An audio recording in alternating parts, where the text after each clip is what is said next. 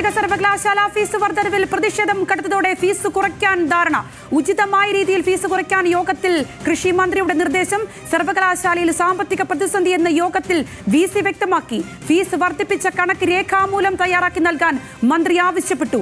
ഈ കണക്കുമായി ഒരിക്കൽ കൂടി VC ഉദ്യോഗസ്ഥരും മന്ത്രിയുമായി ചർച്ച ചെയ്യാനാണ് തീരുമാനം.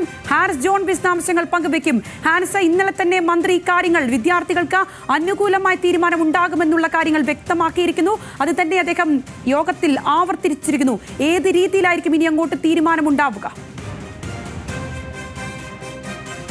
അനുസരിച്ച് കാർഷിക സർവകലാശാലയിലെ ഫീസ് വർധനവ് കുറയ്ക്കാനുള്ള ഒരു ധാരണയിലേക്ക് ഇപ്പോൾ എത്തിയിട്ടുണ്ട് എന്നാണ്.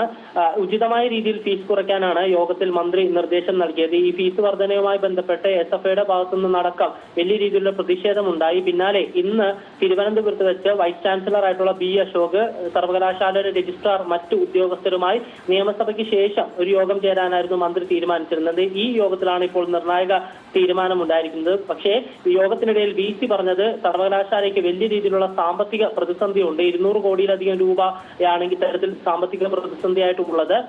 അതുകൊണ്ടാണ് ഫീസ് വർദ്ധിക്കേണ്ടി വന്നത് എന്നുള്ളൊരു വിവരമാണ് വൈസ് ചാൻസലർ യോഗത്തിനിടയിൽ നൽകിയത്. പക്ഷേ ഫീസ് വർദ്ധിപ്പിക്കാനിടയ സാഹചര്യം കൃത്യമായി നൽകാൻ മന്ത്രി ആവശ്യപ്പെട്ടു. വർദ്ധിപ്പിച്ച കണക്ക് രേഖാമൂലം തയ്യാറാക്കി നൽകാനാണ് മന്ത്രി പറഞ്ഞത്. ഇതിന്റെ അടിസ്ഥാനത്തിൽ ഇപ്പോൾ മന്ത്രിയും അധികൃതരുമായിട്ടുള്ള ഉദ്യോഗസ്ഥരുമായിട്ടുള്ള യോഗം പുരോഗമിക്കുകയാണ്. ഇന്ന് ഉച്ചയ്ക്ക് 3:30 മന്ത്രി മാധ്യമങ്ങളെ കാണുന്നുണ്ട്. ഇതിൽ ഈ കൂടുതൽ വിവരങ്ങൾ, ഈ ഫീസ് വർധനയുമായി ബന്ധപ്പെട്ടുള്ള കൂടുതൽ വിവരങ്ങൾ പങ്കുവയ്ക്കുമെന്നാണ് മന്ത്രിയുടെ ഓഫീസ് അറിയിച്ചിരിക്കുന്നത്. സംഗീത. ശരി ഹാൻസ്, എന്താണെങ്കിലും വളരെ പോസിറ്റീവായിട്ടുള്ള ഒരു തീരുമാനമാണ് നമ്മൾ മന്ത്രിയിൽ നിന്നും പ്രതീക്ഷിക്കുന്നത്. ഹാൻസ് ജോൺ ആണ് തിരുവനന്തപുരത്തും വിശദാംശങ്ങൾ പങ്കുവച്ചത്.